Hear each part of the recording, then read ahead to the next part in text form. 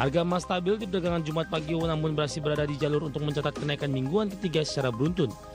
Penguatan harga emas ditopang pelemahan dolar Amerika, serta upaya Departemen Keuangan Amerika menahan kenaikan imbal hasil obligasi pemerintah Amerika tenor panjang. Mengutip Reuters, harga emas spot relatif tidak berubah di 4.514,23 dolar Amerika per troy ounce. Di perdagangan sebelumnya, harga emas sempat menyentuh level tertinggi sejak awal Juni, dan secara mingguan harga emas spot telah menguat sekitar 3,2%. Sementara itu berdasarkan laman ICE Newcastle, harga batu bara terpantau naik 1,11% ke level 136,25 dolar Amerika per ton. Di penutupan perdagangan Kamis waktu setempat, perdagangan situs trading Economics harga minyak kelapa sawit atau CPO di Kamis naik 1,39% menjadi Rp4.961 Malaysia per ton.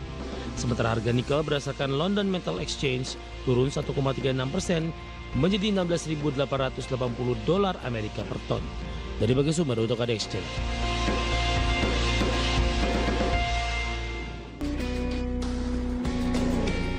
Harga minyak relatif stabil Jumat pagi waktu Asia namun berada di jalur untuk mencatat kenaikan mingguan kedua beruntun. Ketidakpastian perang Amerika dan Iran terus mengganggu pasokan dari kawasan Timur Tengah yang merupakan salah satu pusat produksi minyak dunia. Mengutip Reuters, harga minyak Brent naik 4 sen jadi 93,82 dolar Amerika per barrel. Dan di sesi sebelumnya Brent menguat 2,4%, sementara harga minyak WTI Amerika turun 6 sen jadi 86,78 dolar Amerika per barrel setelah naik 2,3% di sesi sebelumnya. Dalam 5 sesi perdagangan terakhir, harga Brent melonjak 7%, WTI menguat lebih dari 8% dan mencapai level tertinggi sejak 24 Juli.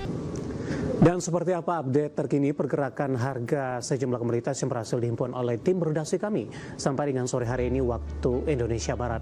Dapat Anda saksikan grafis di layar televisi Anda pemirsa, di mana minyak WTI melemah di 0,61% di 86,29 dolar Amerika per barrel. Nikel menguat di 0,76% di 16.976 dolar Amerika per metrik ton. Emas juga menguat cukup signifikan di 1,05% di 4.620 dolar Amerika per troy ounce. Sementara CPO menguat di 0,78% di level Rp5.000 Malaysia per tonnya.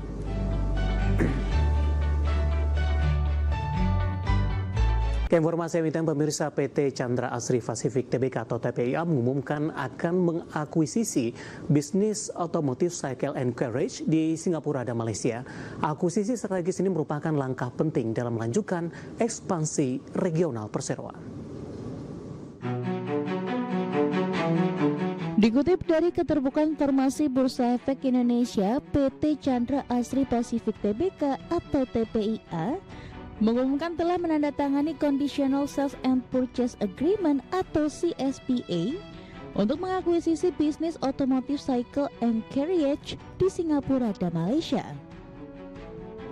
Akuisisi strategis ini merupakan langkah penting dalam melanjutkan ekspansi regional perseroan dan mendukung strategi jangka panjang perusahaan untuk membangun platform terintegrasi di bidang energi, infrastruktur, dan mobilitas di Asia Tenggara. Greenhill, afiliasi Mizuho, bertindak sebagai penasihat keuangan eksklusif.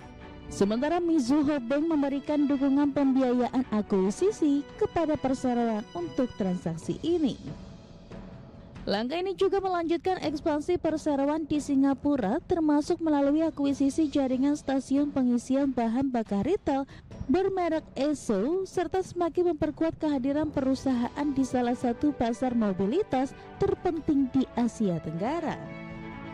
Perseroan berkomitmen mempertahankan identitas, kapabilitas, hubungan dengan pelanggan dan original equipment manufaktur, manajemen serta sumber daya manusia Cycle and Carriage yang telah terbangun, sekaligus menciptakan peluang pertumbuhan dan kolaborasi di masa depan di seluruh platform regional yang terus berkembang.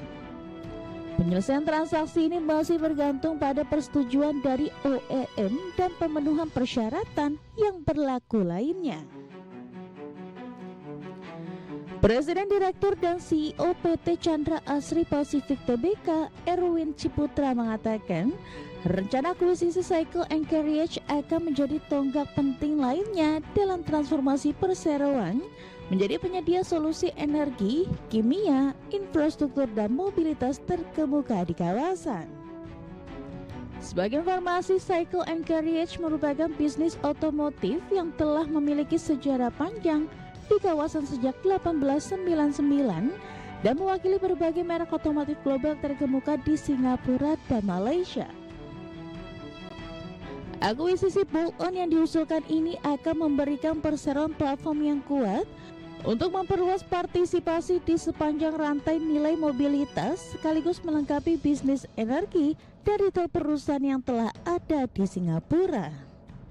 Berbagai sumber, IDX Channel.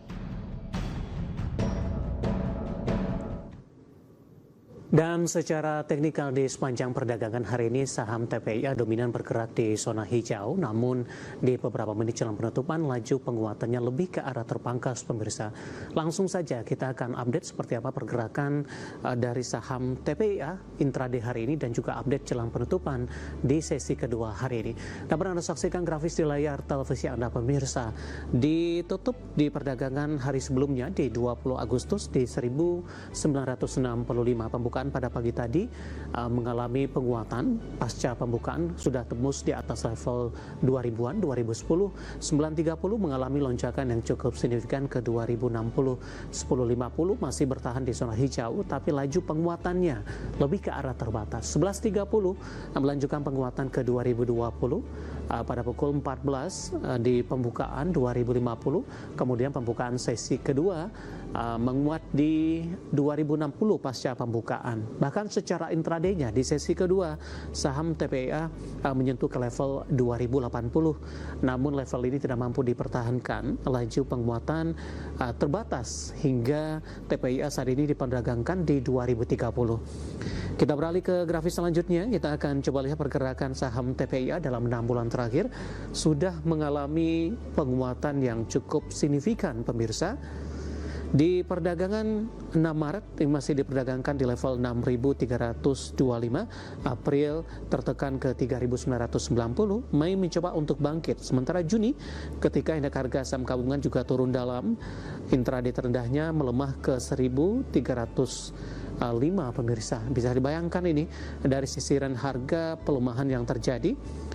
Juli, Agustus dan di perdagangan hari ini mampu berbalik ke level 2000-an sempat ke 2200 namun lagi-lagi laju penguatan terpangkas ke level 2000-an pemirsa. Dari sisi valuasi dengan beberapa indikator yang ada, kita beralih ke grafis selanjutnya. Di antaranya adalah posisi PER-nya ada di kisaran 17.25 kali, PSR di 0.91 kali, PBV-nya sudah jauh di atas 1 kali di 24.7 kali dan PCFR di 513.52 kali. Ya, kombinasi secara fundamental, teknikal dan juga dari sisi valuasi dan semoga bisa menjadi salah satu referensi untuk Anda.